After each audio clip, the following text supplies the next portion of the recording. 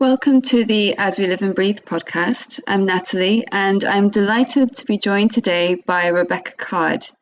Rebecca is a guide, facilitator, and ceremonialist of nature-based wisdom, cultural healing, and soul initiation. She's here to share her insights into how we can remember our belonging to the earth and to the earth community. Rebecca also recently facilitated a vision quest I took part in over the summer, so she'll be sharing some insights into that powerful experience for us. So just welcoming Rebecca, it's really wonderful to have you joining us today. Thank you. I feel really touched to have been asked, actually. Yeah, and I feel, a particular connection with you, of course, because we went through that process, that ceremony recently, and and that you will have some understanding of what I'll be saying while I'm speaking. So, yeah, thank you. Yeah, I'm really grateful to have gone through that process, especially with you as well. But yeah, to really be, I think it's one of those things it's easy to, well, relatively easy to talk about, but it's a whole other experience to to live through, and it's been very transformative for me already. So I can't wait to be able to share a little bit more about all of that. Me too. So I'd love to maybe just start with hearing a bit about your journey, whether you've always been interested in, with soul work or nature connection or any of these kinds of practices, or if it's something that's kind of come through for you as you've gone through life.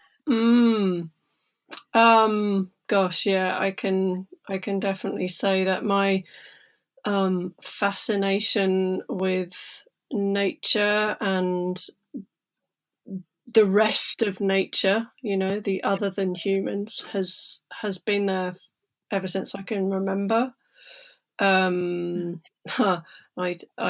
can remember a nature table at primary school where I'd be the only one who ever really brought anything to it, and that I used to bring dead things, which would freak most of the other pupils out.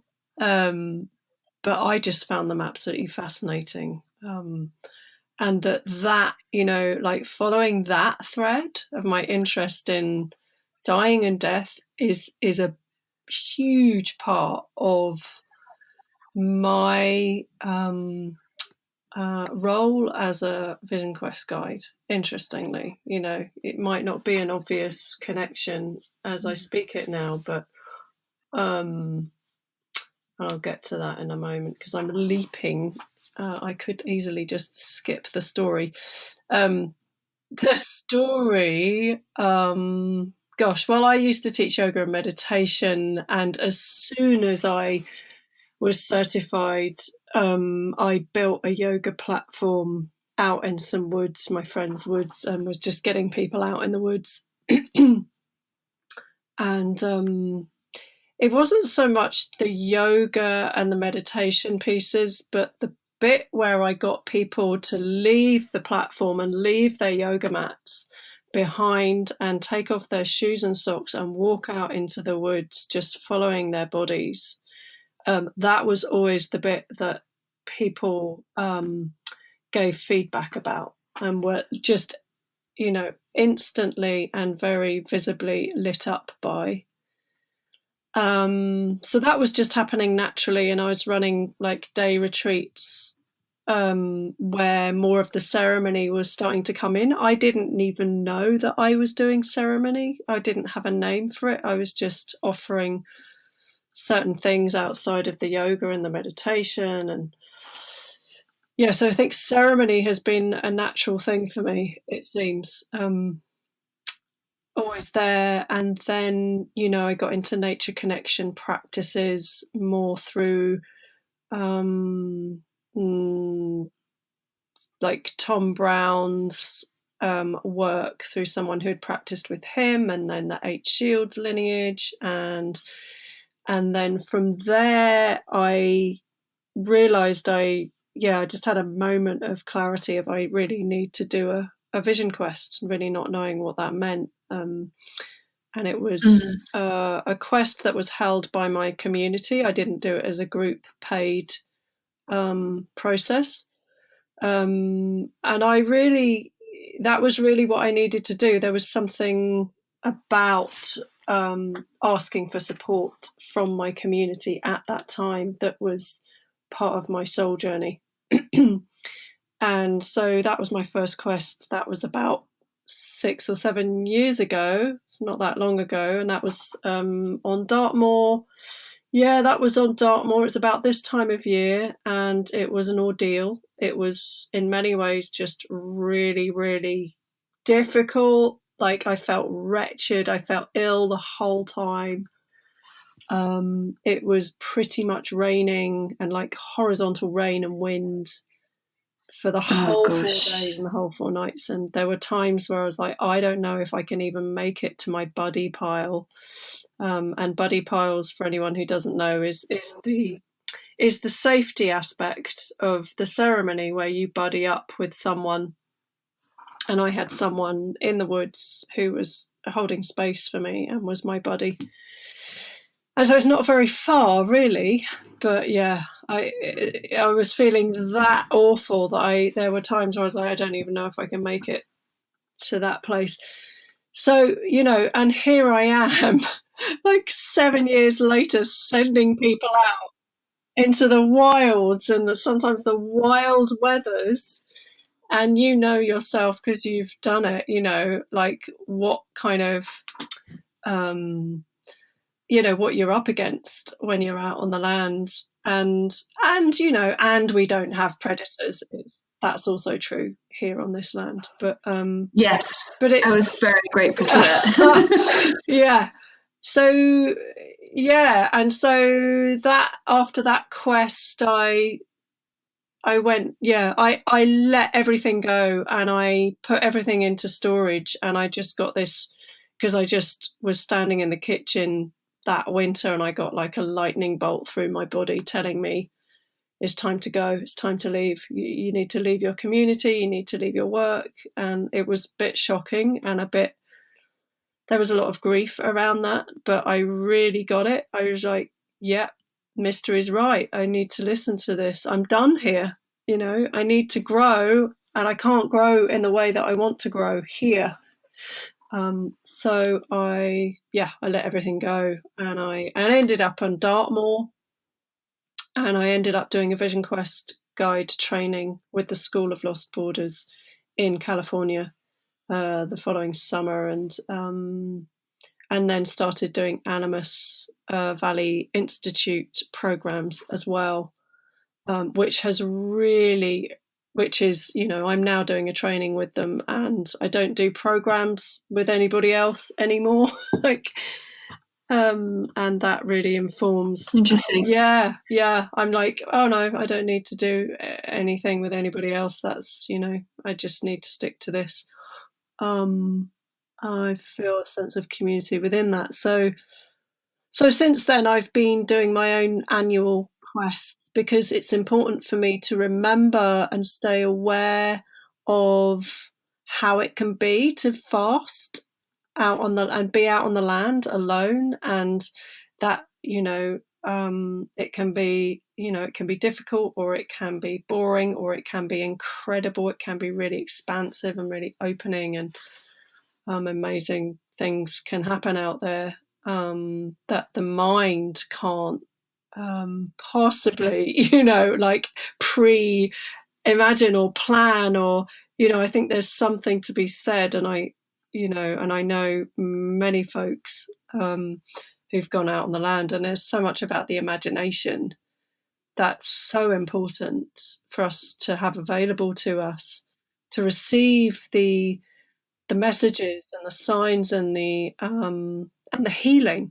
And I think above and beyond anything, these ceremonies always have some element of healing in them, and in many ways we could just call them healing quests, or solo healing ceremonies, or whatever, but people seem to know them more as vision quests. It's a bit of a confusing name, isn't it? A vision quest. It sounds very exciting, but it's quite, yeah, it's not really clear what it is. And I guess maybe for those who aren't familiar with this type of journey, would you mind maybe just explaining, just in a very basic way, actually what it is? So, in essence, a vision quest, a healing quest, a solo land ceremony, these types of, this practice is, it's about leaving our communities, leaving the village, leaving the world that we know, the middle world. We can refer to it as the middle world, the world of material, the material, and the doing. And such as eating and driving the kids to school and getting shopping and cooking the food and having Zoom calls, all of that happens in the middle world. And that doesn't mean that we can't be connected with the other world. But the vision quest, through a process of crossing what we call a threshold, the quester is then stepping into, through ceremony, through intention, is stepping into what I call the underworld. And the underworld is the place of the psyche. It's the place of the deep imagination and the connection to the deep mysteries of life, and where we can receive the kind of the understory, the deeper conversation that life is calling us to enter into. That is more has an affinity with the soul. And these processes for me are about soul. It's a part of our soul journey, and to make a descent is a descent into soul. So then people are invited not to eat for those 4 days and those 4 nights.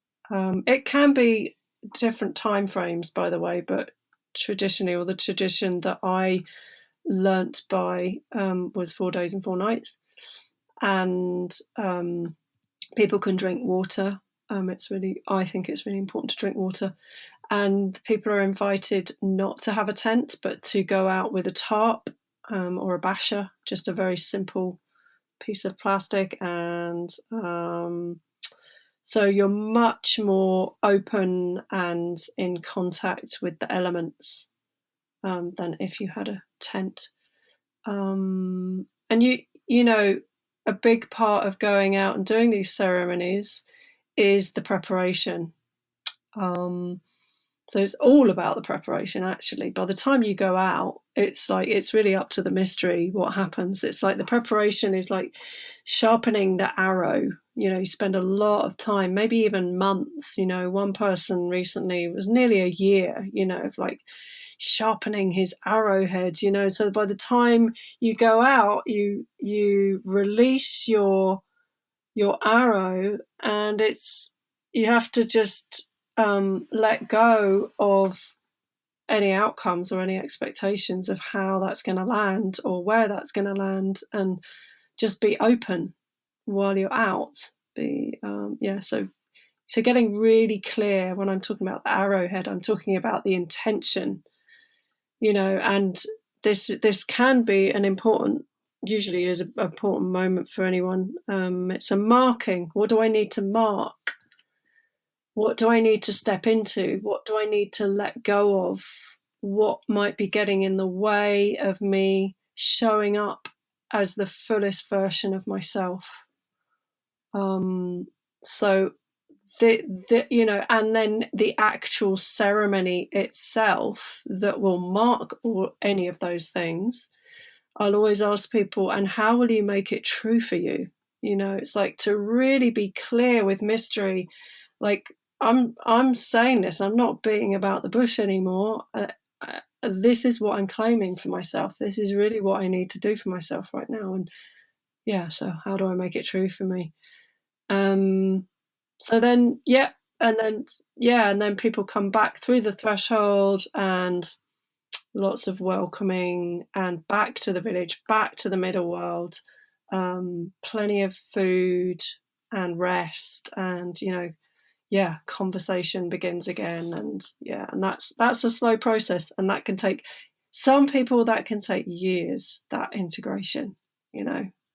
How do we then bring back the gifts? It's all about the gifts, bringing back the gifts for our people, not just for ourselves, but for our people. It's like in the medicine wheel that I have been blessed to work with the School of Lost Borders, and also Animus. It's the Vision Quest is in the West. It's adolescence. It's the deep dive into ourselves in order that we can move around the wheel into the North, which is full adulthood, which is in service to our community and in service to life. And so, the whole thing is, that's why it's nature-based. That's why it's following the patterns in nature, because we all have those seasons inside of us. And so how do we then follow and reattune ourselves to those natural rhythms so that we are not getting stuck, because nature doesn't get stuck. Nature keeps moving. So it's really just following that beautiful, natural, regenerative cycle that nature's presenting to us all the time.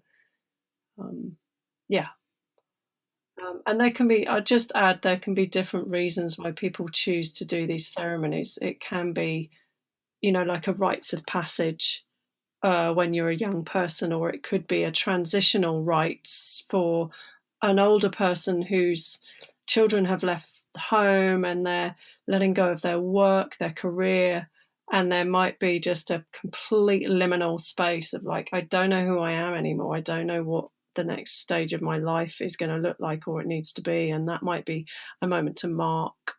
Or it could be somewhere in between of like, gosh, I never did that process when I was younger, and I really need to do that now because I really see that that's important. Or who knows, like there's lots of different reasons why people feel the pull to make a descent.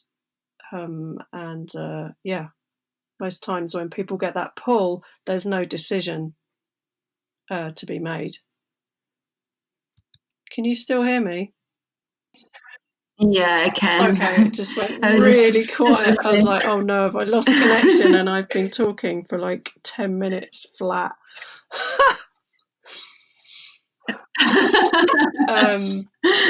No, fortunately not. No, we got it all. And I was just really enjoying just listening to you explaining all of that, and just really connecting with that, the way that you speak about feeling the pull and how there's just so little choice. I think, for me, I can really relate to that, because I kind of felt like I was getting messages, few and far between in the beginning of like, oh, there's this potential process, and it was really connecting with, feeling deep within my gut, which was like, I don't know, something needs to change or to shift.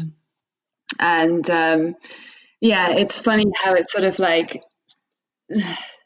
creeps up on you in a way, and then before you know it, you're there with your backpack on. Whoops. And you're doing it. Yeah. Aren't you just? It's amazing. And well, in my case, I backpack and a lot of other stuff as well. It's just I wanted to be. It can be like the process to get to that point where you've got your backpack on. There can be so many blocks that get in the way, like life kind of stuff, and there can be blocks within us, of course. Like we can get totally hijacked by parts of ourselves that really just want to keep us safe, And so that's why, for me, that preparation phase and getting a bit of support in that preparation phase is so important, because so often,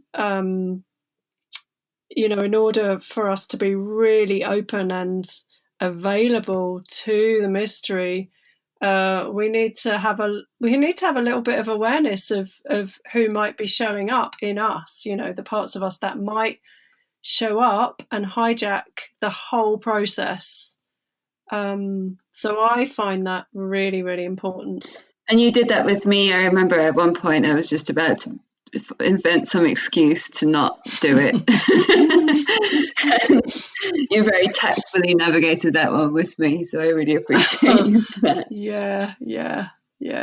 Everyone's got their ways as they maneuver towards it. But yeah, that pull, going back to that, it's like, I really, really honestly believe that if we're meant to enter into these deeper conversations with ourselves and with life and with the earth, there is no like, oh, I wonder if I should do that, or oh, that sounds interesting. I mean, yeah, of course, those kind of thoughts can go by, but really, in my experience, and I've heard other guides saying it, it's like, you do not have a choice. It's like, it's laughable. It's like, like you have a choice, like, really, you just, and I find that really fascinating, and I find it, I think it's really significant in this world of consumerism, which can include spiritual activity, spiritual experiences. I believe that there are some people that think that they need to do these processes just to say that they've done this thing called a vision quest, and that I don't know that they know what they're setting themselves up for, when they move towards that. And I'm certainly getting a lot better as I kind of get more familiar with the work. I'm getting more better at discerning who those folks are, because it wouldn't be fair on them, and it wouldn't be fair on me to just go, oh yeah, I think this is great. It's like, as a guide, I have a responsibility, and I want to be in my integrity about what these ceremonies are about and what they mean. And so that means, are you ready? Are you willing to be undone? Because the mystery will undo us if we're ready, right? And that doesn't mean that, some folks might come along and they will have a beautifully opening, connective experience that would be more of an eco awakening, whereby they're finally, like, really landing in the deep knowing that they belong to the earth, and that they belong to the vast, intricate, beautiful web of life. And that's of course, a really important thing to know and embody in this life, in this world. But that's not necessarily what I'm inviting. I'm my intention is to invite something deeper than that, and I imagine that most folks will already know that in themselves. Most folks do, that come to to have a conversation about these quests. They already have that in them. Yeah. And it's an interesting question, actually. I mean, for me, obviously, because I came into it, I don't feel like there were other people in the group who had a very deep connection with nature already, I feel. And for me, having lived in a city, that was something that I wasn't feeling as prepared for in a way. But I do feel like there were some aspects, I suppose, of my background, also in kind of yoga and meditation and these kinds of practices, that did help prepare me in a way for going into that. So do you feel like there is a certain level of, some kind of preparation that someone needs to have before going into this, or do you think it's just dependent on the person? I do think it's dependent on the person. Yeah, and I also know that there are so many ways to find connection. There are so many ways to be, to find ourselves in an embodied presence, with life, and that can include the rest of nature. And that, what you've just described about your own journey and practices, I think it's amazing that those things are available to support folks who are living in cities, to have an experience of connection, because that, in my experience, that's what meditation and yoga practices are bringing. It's a different modality, it's a different vehicle, different tools, but really it's all the same thing. And you kind of transfer that felt sense of presence to being out in nature with the rest of nature, and it's the same thing in my experience. We're experiencing it in a slightly different way, of course. But yeah, so yeah, I mean, I know for myself, having done yoga and meditation for years, and then somatic movement training, like all of that totally informed how I then entered into, well, first of all, energy-based practices out in the woods, doing some training around that. That was really beautiful, profound practices. And then how that led me to the ceremony, and holding these ceremonies. It's like there's a presence, there's a deep level of connection with something other than the material, the things, yeah. Again, I'm struggling, as you can tell, with finding the words, and that was where you started off. It's like, I don't know if it's possible to put this into words. There are those people that don't have those practices, and they just drop in. They just know it. I don't know how they've been living their lives, but somehow, yeah, it does depend on the people. Yeah, and I was just going to say that what you're not putting into words around the ceremony, and just to really speak to the power of that element, though, even if it's kind of difficult to describe. But I mean, in my experience of what you were sharing was really it was a container in a way, and it really sort of amplified, and it's something that makes it so special, and so magical, and it just adds this whole other quality to the experience that you're not going to get if you say, you go out into the land That's for a it. few days and Yeah, you just don't eat and you lie under exactly a that. tent. Exactly that. You bring the element of ceremony into it, and I can't even describe that it myself, and I'm the one setting it up and holding it. Well, we're all holding it. We're all creating the container. I don't really know what I think. Really, nature is the container. Mystery is the container. I'm just in service to them. I'm in service to nature. I'm in service to the earth. And I'm just, I've got them, I've got the mystery and the rest of nature alongside me and at my back. That's, and I feel that in my body.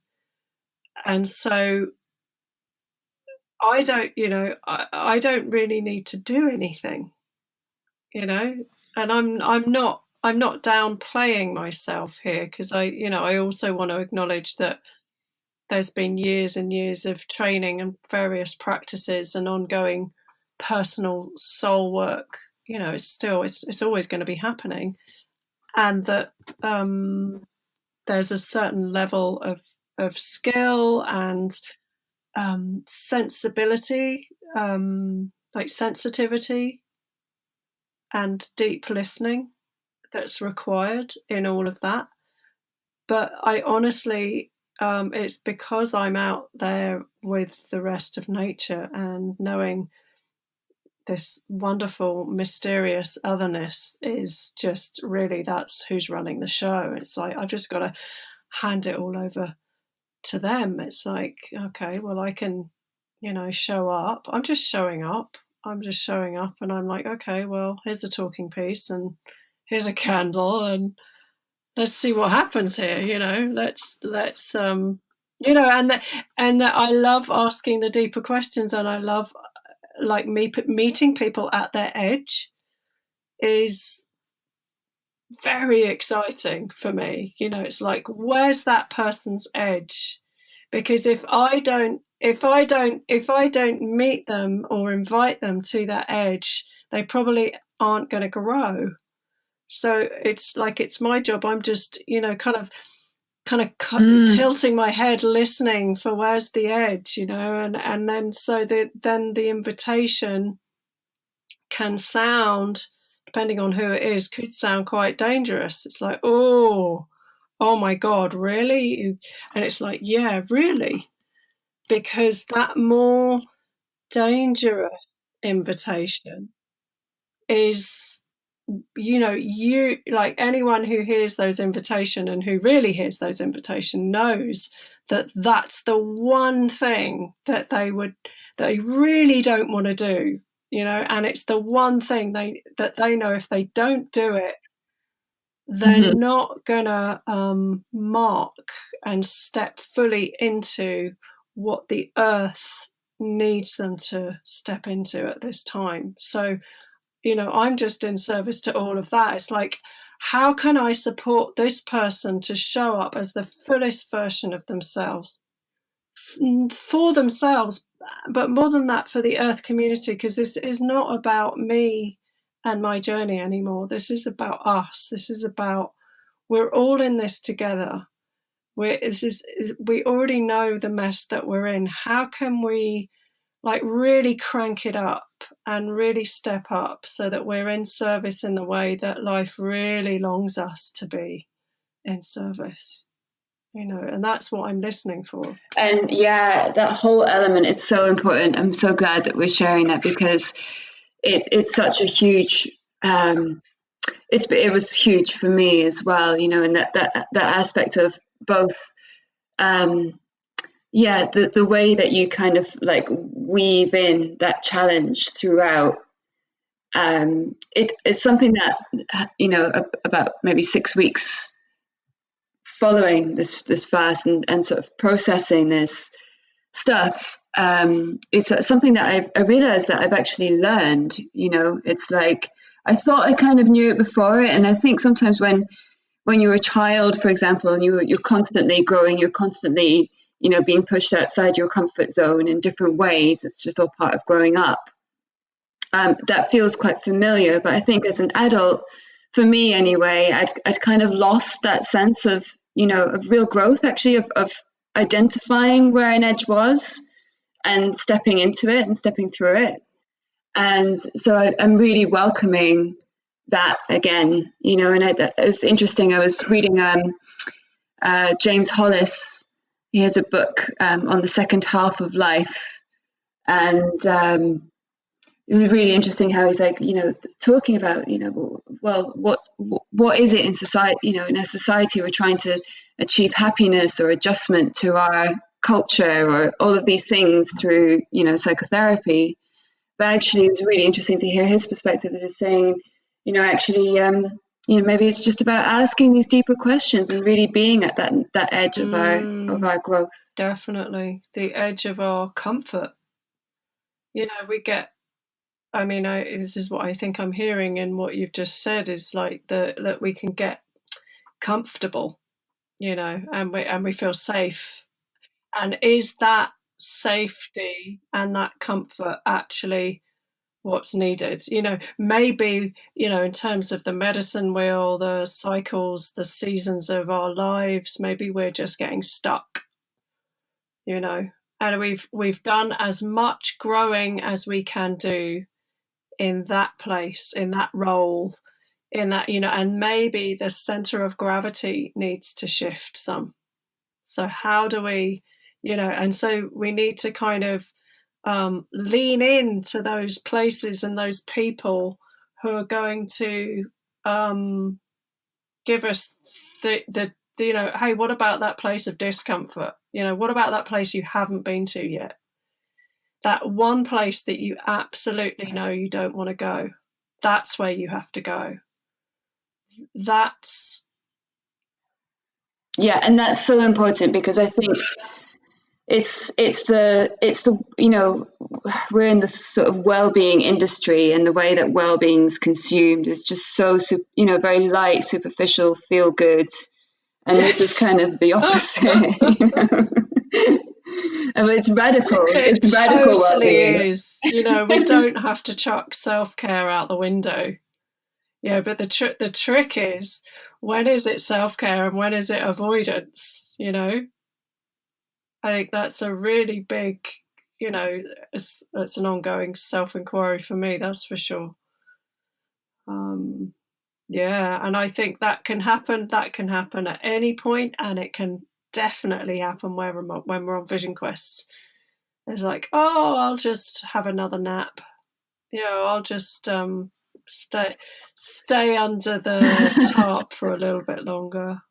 All of that. It's like, okay, doesn't mean that staying under the tarp is wrong. It just sometimes, when are we avoiding that bigger conversation, that deeper conversation?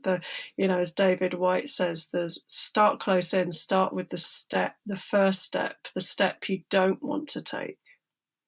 So great, that poem. So yeah, how do we do that thing that's right under our nose, but we can easily sidestep it and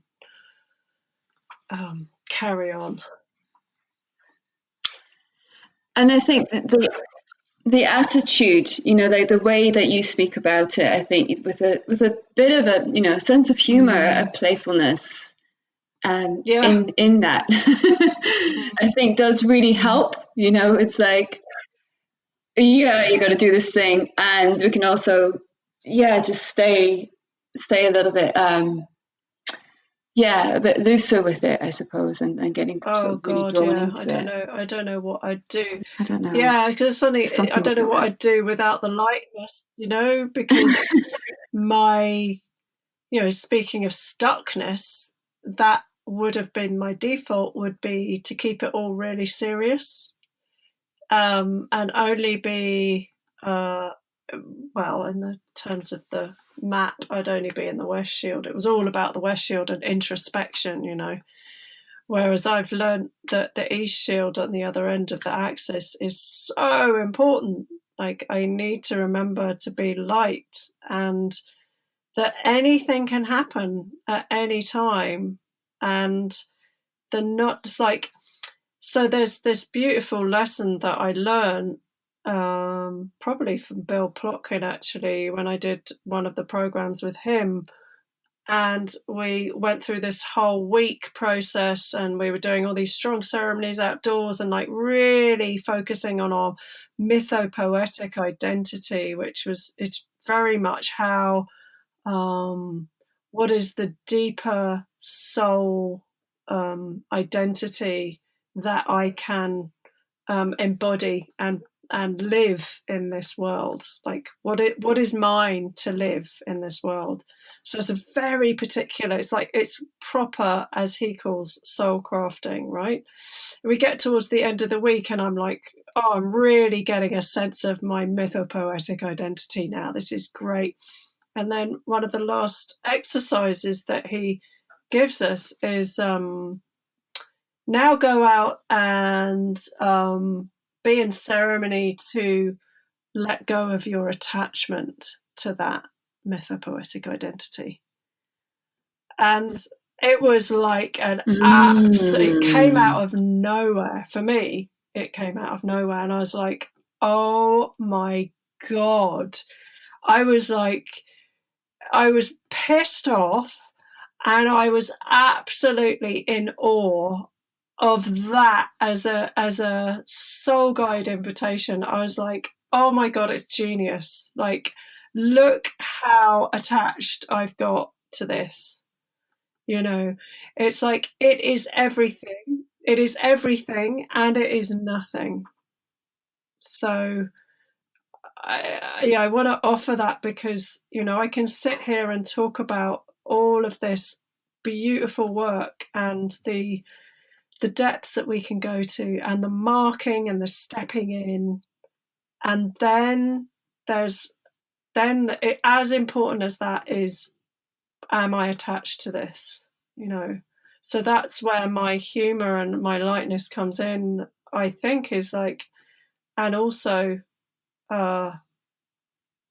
it's nothing. And that's the East Shield, totally. It's like, and it can be everything, and it can be nothing.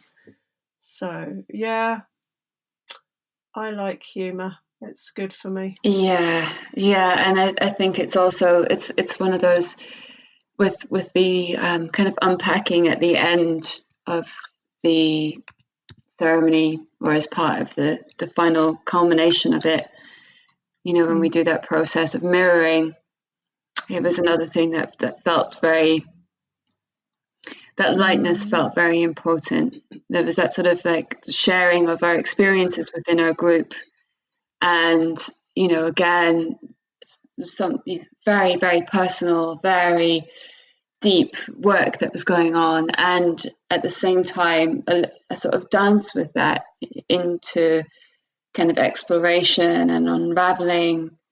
And I just wanted to call that out as well, because I think that's that was a really helpful part of the whole process for me, was that group sharing, and then with the various, with yourself and a couple of the other facilitators, really kind of like reflecting that experience back was super helpful. Yeah. I mean, what would these journeys be if we didn't come back to the village and share them and have them heard? I feel like there's a huge cultural wounding in not having our stories caught. And so, a big part of, well, I hope a big part of my work is that it's not just individual healing, that there's also a cultural healing happening as well. And that, we are including each other, we're including the work that we want to do in the world, or our families, or the people back home, or like the wider picture, and what's this going to look like this particular thread that you've just shared in your story. That is gold dust, and for me to, for the guides to be able to recognize the nuggets in the story and offer them back to the questers, and perhaps offer an invitation, and like, what would it be to take that experience that you've just had out on the land, with I don't know, like that little beetle, or that little ceremony that you did there, or that embodiment of that character, and take it into your work life. Like, what would it be to do that? Because maybe that's what the world needs right now, is us kind of living more of our mythos, more through our deep imagination than we have been. more from more of the underworld and the middle world, actually. And I feel really passionate about that. It's like we've left the worlds of deep imagination and the muse and, the conversations with our beloveds, our inner beloveds, those kind of ways of being and embodying that it's just been lost, and we've become very cerebral.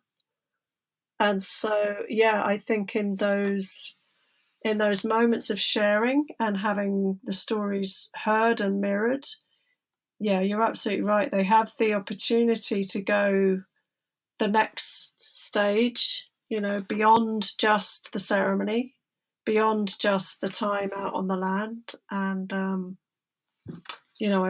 I like to think that those invitations are helpful for sure. Yeah.